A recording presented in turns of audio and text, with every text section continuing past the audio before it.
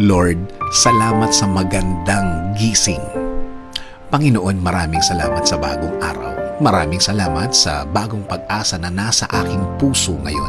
Maraming salamat sa magandang gising na iniregalo mo sa akin ngayon. Salamat sa bagong araw na ibinigay mo sa akin ngayon. Alam kong mararamdaman ko na naman ang iyong guidance sa aking buhay.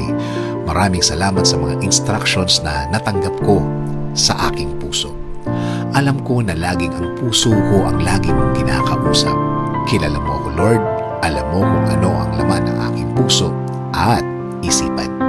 Hiling ko po sa inyo na lagi niyo po itong lagyan ng magagandang bagay para sa isang tahimik na araw. Alam ko din, Lord, na patuloy mo akong aalagaan. Tulad ng mga nakaraang mga araw na nagdaan kung saan naramdaman ko ang iyong pag-aalaga na bahagi ng iyong pagmamahal sa akin.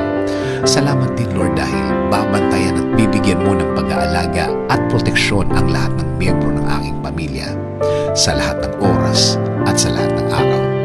Oo, may mga problema din akong mararanasan pero sa blessings niyo pa rin ako magfo-focus hanggang sa matapos ang aking araw ngayon. At tulad kahapon at noong mga nakaraang mga araw, I know that you will provide for me. I know that you will take care of me. I know things will be better and okay compared yesterday, Lord.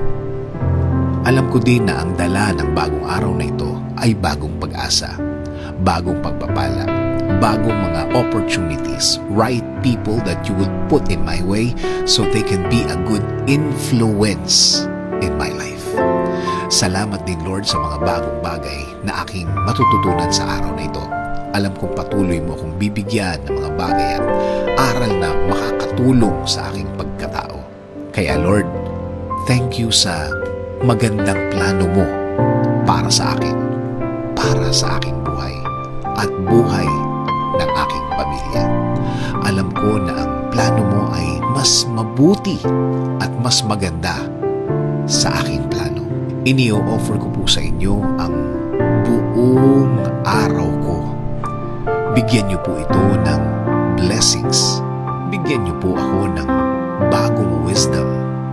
Bigyan niyo po ako ng bagong kaalaman para sa ikabubuti ng aking buhay.